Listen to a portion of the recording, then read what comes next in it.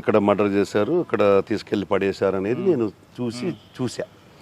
చూసిన తర్వాత ఫస్ట్ 25 రోజులు క్లూ లేదు. రెండో రోజు వచ్చేటప్పటికి సార్ సాయంత్రానికి మాకు ముందు బాడీ ట్రేస్ అయింది.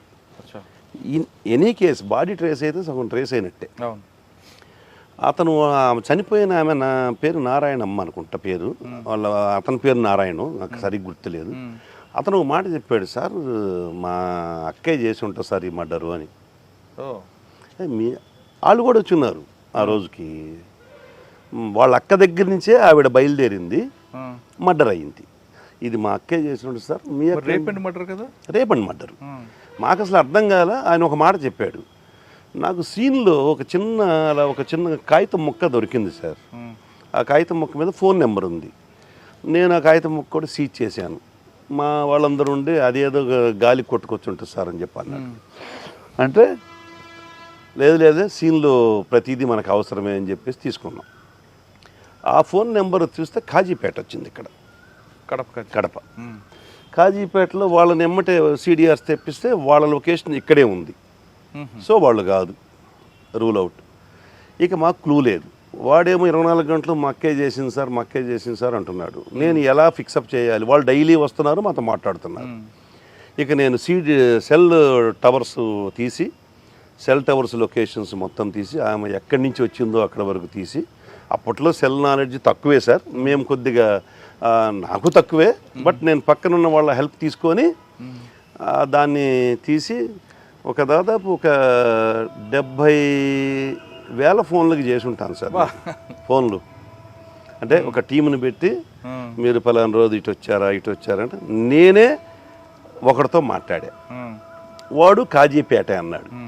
మీది ఎక్కడంటే కాజీపేట అంటే, మీరేమన్నా ఇటు వచ్చారంటే లేదు సార్ నేను కొండకు పోయేవాడిని సార్ అన్నాడు అని పెట్టేసి. ఈ సెల్ టవర్లోంచి తీసిన తర్వాత మెయిన్ ఎవరు ఆ రూట్లో ఎవరు వచ్చారని చూస్తే వాళ్ళలో ఒకటి కాజీపేట వచ్చింది. ఇక కాజీపేట లింక్ ఉందని చెప్పేసి మేము వెళ్ళి అసలు ఆ ఫోన్ వాడిని ఏదైతే ఫస్ట్ ఫోన్ ఉందో ఆ ఫోన్ వాడి దగ్గరికి వెళ్ళాం. వాడుండి ఇది పలానా వాడుకి ఇచ్చాను సార్ నేను అన్నాడు. ఏంది సార్ అంటే, వాడి కోసం వచ్చారంటే నాకు చెప్పండి సార్ ఏందో అన్నాడు.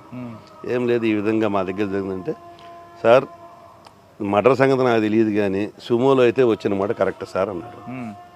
సుమోలో అయితే వచ్చిన మాట కరెక్ట్ అన్నాడు. ఇక వెళ్ళాం, వాడిని పట్టుకున్నాం.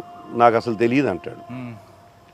మొత్తం చెప్తే క్లియర్గా అడ్మిట్ అయ్యారు. వాళ్ళ అక్క కూతురు, వాళ్ళ కొడుకు. ఈ అక్క కూతురు ఫోన్ చేసి వీళ్ళని ట్రాప్ చేసి, కాజీపేట వాళ్ళని తను ఏదో ఎస్ఐగా ఫోన్లో ట్రాప్ చేసి, వాడు ఎస్ఐ అనుకోనే వచ్చాడు. సుమోలో బయలుదేరి వచ్చి ఆవిడ్ని అప్పటికే మత్తుమందు కలిపిన డ్రింక్ తాపిచ్చి తీసుకొని వచ్చి 4 లిమిట్స్లోకి వచ్చి చంపేటప్పుడు 4 పట్టుకుంటారు, రేప్ చేస్తాడు. ఇలా జరిగింది. అది ఎందుకండి ఆమె ఎందుకు చేసింది? యాక్చువల్గా ఈమె ఎవరైతే చెల్లెలు ఉందో, చెల్లెలు ఆమె భర్తని ఇల్లీగల్ కాంటాక్ట్తో పెట్టుకుంది. ఎవరు చెల్లెలు? ఇప్పుడు చచ్చిపోయిన ఆవిడకి ఈ అక్క భర్తకి, అంటే ఆమె చెల్లెలే ఈమె, భర్తకి ఇల్లీగల్ కాంటాక్ట్ ఉంది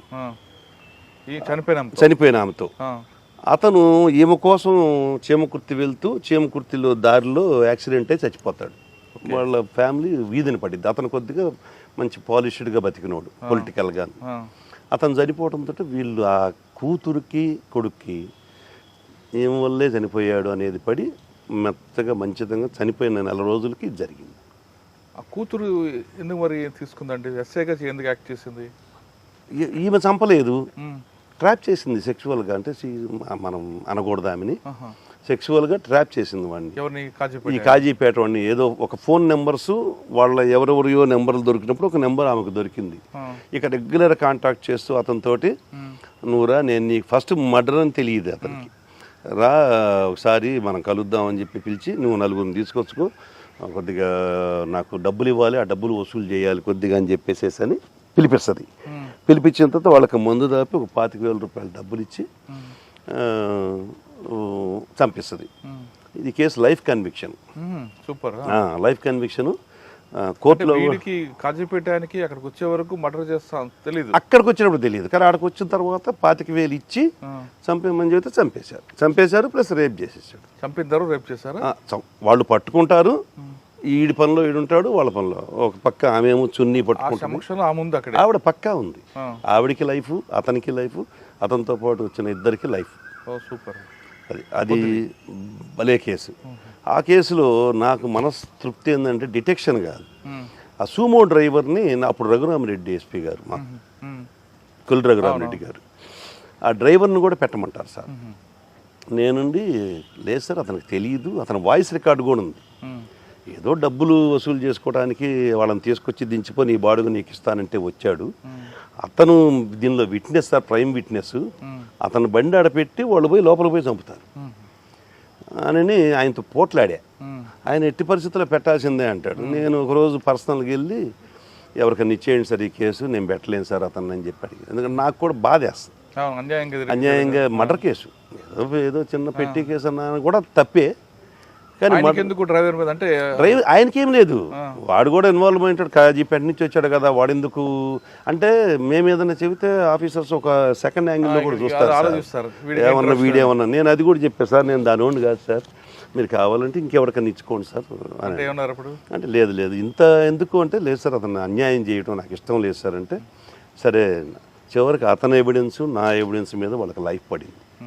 అంటే సాటిస్ఫాక్షన్ అది. ఈ డిటెక్షన్ చేయకపోయినా పర్లేదు, కానీ ఒక అన్యాయంగా మనం పంపించలేకపోయి వాడి వల్ల మన కేసు కూడా సక్సెస్ అయింది. సక్సెస్ రేటు మర్డర్ కేసులో రావడం బాగా అరుదు సార్. నాకు దాదాపు 7-8 కేసుల్లో కన్విక్షన్లు వచ్చినాయి. సార్ మన గురువు గారి అక్కడ అయిపోయిన తర్వాత నన్ను సంతమాగుల నుంచి లేపినప్పుడు ఈయన ఎస్బీ ఇన్స్పెక్టర్ గారు, అప్పుడు విశ్వజిత్ గారు ఎస్పీ గారు, ఆయన ఎస్బీ ఇన్స్పెక్టర్ అయితే నేను ఆయన దగ్గర మళ్ళీ ఎస్బీఎస్ఐని, ఆయనే నన్ను 6 నెలల పాటు ఉంచుకున్నాడు. 6 నెలల తర్వాత నన్ను ఖమ్మం పంపించాడు ఎస్పీ గారికి చెప్పి, ఖమ్మంకి ఒక మంచి ఎస్పీ కావాలి, ఎస్ఐ కావాలని అంటే మన సంఖలో పెట్టుకొని మనం అంతా ఎదుగుతున్నాం సార్, మా వాడు ఉన్నాడు కదా మా ఎస్బీఎస్ఐ అని చెప్పి వేయించాడు. అక్కడి నుంచి మళ్ళీ ఇటు వచ్చేసాం. తర్వాత నాకు ఆయనతో ఇక సంబంధం లేదు, ఎవరితో గురువుగారితో ఎక్కడున్నా మాట్లాడుకుంటా. అతను 70 ఏళ్ల వయసులో టైప్ చేస్తాడు సార్ కంప్యూటర్, ఆయన చేసిన స్పీడ్గా ఇప్పుడున్న కుర్రోళ్ళు చేయలేరు సార్. అంత గొప్ప లక్ష్మీపుత్రుడు సరస్వతీపుత్రుడు. అతనుకున్న ధైర్యము 100 మంది గుండెలతో సమానం సార్, అంత ధైర్యవంతుడు, నాకు మార్గదర్శకుడు. అంటే కేవలం ఇంకోలు ఎస్బీ కంటిన్యూ అయింది. తర్వాత నేను కొన్ని ఇబ్బందులు పడ్డాను, ఆ ఇబ్బందుల్లో ఆయన దగ్గరే ఉండేవాడిని. పోయి ఏం ఇబ్బందులు పడ్డారు? నేను పొదిల్లో ఉండగా సస్పెన్షన్కి గురయ్యాను. ఎందుకు?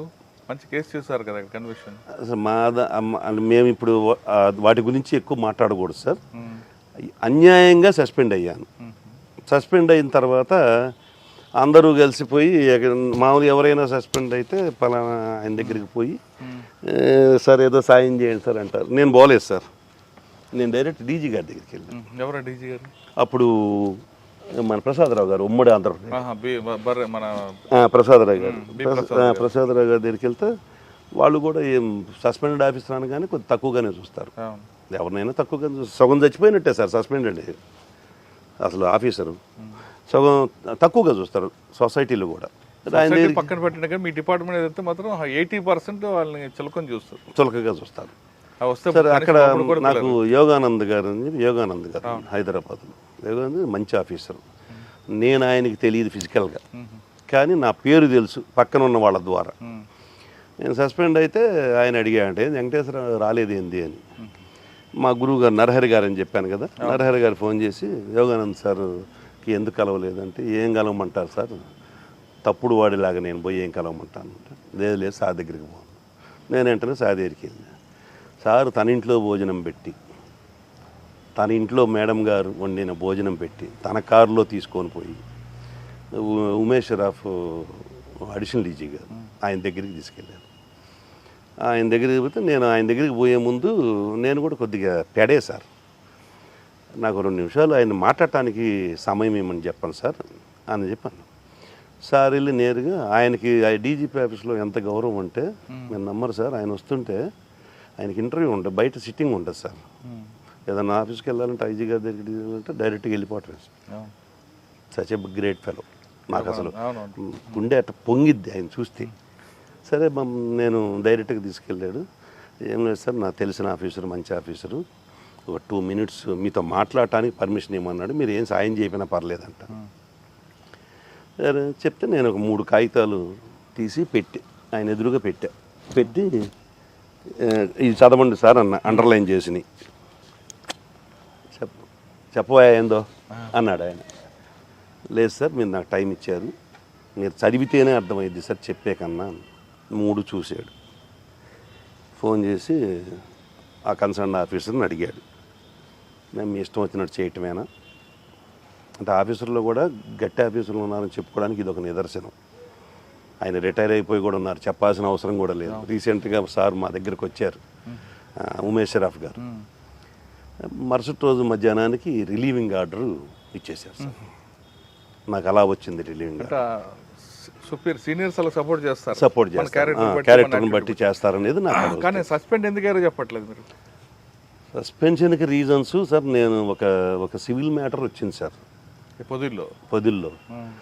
అది త్రూ పెద్ద ఆఫీసర్ నుంచి వచ్చింది, ఎవరైతే నన్ను చేశారో వాళ్ళ దగ్గర నుంచి వచ్చింది. అది ఎస్పీ గారి ద్వారా, ఎస్పీ గారు డిఎస్పీ ద్వారా వచ్చింది. నాకు దగ్గరకు కూడా రాలే. డిఎస్పీ గారు నన్ను తీసుకొని పోయాడు, నా లిమిట్స్ కాబట్టి. ఆ సైట్ ఆ దొనకొండ వెళ్ళాం. అప్పుడు కొత్తగా ఆంధ్రప్రదేశ్ రాజధాని దొనకొండ అని వినపడుతుంది బాగా. ఆ దొనకొండ ల్యాండ్ నా కర్మకాలి. నాకు అది ఎప్పుడు నైట్ మేర్ సార్, నాకు ఆ రాజధాని అనేది నేను అసలు మర్చిపోలేని ఇన్సిడెంట్. వెళ్ళాను. నేను ఎంఆర్ఓ ఆఫీస్లో పనిచేశాను కదా సార్. ఆ దొనకొండ ఎంఆర్ఓ నేను పనిచేసేటప్పుడు యూడీసీ, వాడు అక్కడ ఎంఆర్ఓ. అనా అనుకుంటా మాట్లాడుకున్నాం ఇద్దరం. దీని రికార్డ్ అంతా తీయించాను. వాళ్ళ మనుషులు కూడా వచ్చారు. ఓ పవర్ఫుల్ లేడీ కూడా వచ్చింది. పవర్ఫుల్ లేడీ వచ్చింది. ఏ పార్టీ? వాళ్ళ పార్టీ, ఆఫీసర్ పార్టీ. ఆఫీసర్ ఏ పార్టీ? ఆఫీసర్ పార్టీ నేను చెప్పేది మీకు అర్థం కావాలి. ఆఫీసర్ పార్టీ, పవర్ఫుల్ లేడీ, నా పార్టీ కాదు, పొలిటికల్ పార్టీ కాదు, అబ్బే ఆఫీసర్ పార్టీ. వచ్చి కూర్చున్నారు. ముందు రికార్డ్ అంతా తీయించాను సార్. ఆఫీసర్ ఎవరు సార్? ఇప్పుడు వద్దులేండి సార్. ఉన్నారు ఇప్పటికీ? ఉన్నారు. వారు కూడా మాలాగానే ఇబ్బందులు పడతా ఉన్నారు. అవునా? భగవంతుడు ఉన్నాడు కదా సార్. ఇంటి ఇచ్చారు మీరు. అదే ఇవన్నీ తీసిన తర్వాత రికార్డు తీస్తే ఆ 300 ఎకరం ఏదైతే సబ్జెక్ట్ డిస్ప్యూట్ ల్యాండ్ ఉందో అది గవర్నమెంట్ ల్యాండ్ అని జాయింట్ కలెక్టర్ గారు ఇచ్చిన తీర్పు ఉంది. ఆయన ఉండి ఇది మీది ఎట్లా అయిద్దండి, ఇది మా ల్యాండ్ అయితే మీరు ఏదంటే కోర్టులో చూసుకోండి అన్నాడు. ఇదంతా కావటానికి కారణం నేను అనేది వాళ్ళ యొక్క ప్రిజంప్షన్. నేను అసలు అప్పటిదాకా ఎవరికి తెలియదు ఇది.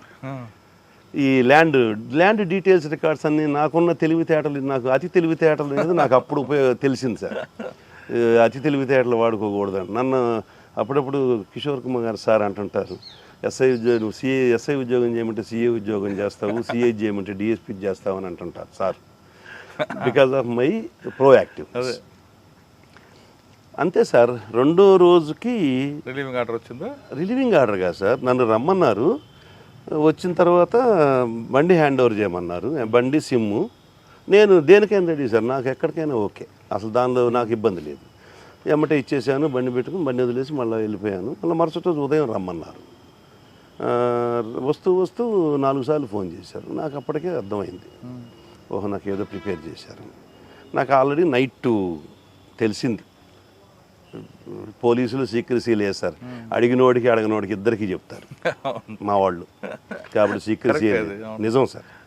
రాత్రి తెలిసింది. పొద్దున పోగానే అడిషనల్ ఎస్పీ గారు ఉండి సర్వ్ చేశారు. తీసుకున్నాను, జేబులో పెట్టుకుని.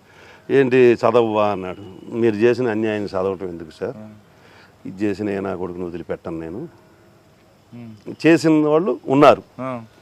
మా ఎస్బీ ఇన్స్పెక్టర్ ఒకడు ఉన్నాడు, మా బ్యాచ్మేట్ అప్పుడు, తిరుమల రావు అని, ఇప్పుడు డిఎస్పీ అయ్యాడు మొన్నే. సరే అతని పాత్ర కూడా కొంత ఉంది. ఏదైనా ఆఫీసర్ డెసిషన్ ఉన్నప్పుడు అతను కూడా ఏం చేయలేడు, కాబట్టి నేను అతన్ని ఫైన్ ఫాల్ చేయలేను. బట్ ఆర్డర్ చేతిలో పెట్టారు. అప్పటికి నేను ప్రకాశం జిల్లాలో ఒక వెలుగుతున్న police officer, law and order ఆఫీసర్గా. ఒక్కసారిగా పాతలానికి పడిపోయా. అయ్యో అప్పుడు మళ్ళీ మా గురువు గారు మీరు చెప్పి పృథ్వీనారాయణ గారు, ఇక నా టైం ఎవరన్నా జనరల్గా సస్పెన్షన్లో కానీ ఖాళీగా ఉంటే ఇళ్ళ కాడో లేకపోతే తిరుగుతారు, లేదంటే దాక్కొని ఉంటారు. నేను 24 hours పృథ్వీనారాయణ గారి ఇంట్లోనే ఉండేవాడిని. విజయవాడలో విజయవాడ, గుంటూరు, ఆయన 2 ఇళ్ళు. అవును. నాది డైలీ చూసుకునేవాడిని. నా దానిలో ఉన్న లోతుపాతులు అన్ని రికార్డు ఇక బిల్డప్ చేసుకోవటము, మేమిద్దరం కూర్చొని కొట్టుకోవటము. కాసేపు ఆయన లాయర్ ప్రాక్టీస్ చేస్తుంటాడు, కోర్టుకి వెళ్తాము, ఇక ఆయనతో పాటు తిరుగుతా.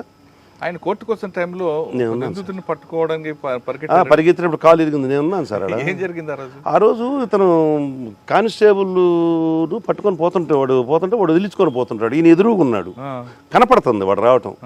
జస్ట్ ఎవరు కాలు ఇట్ట అన్నాడు, ఈయన పడ్డాడు, 2 నెలలు బొమ్మల పడ్డాడు. నాకెందుకు వెంకటేశ్వరరావు ఈ వయసులో అంటే, లేదు సార్ మీలో పోలీసు ఉన్నాడు, అందుకే పోలీస్ ఆఫీసర్ చనిపోయేంత వరకు పోలీస్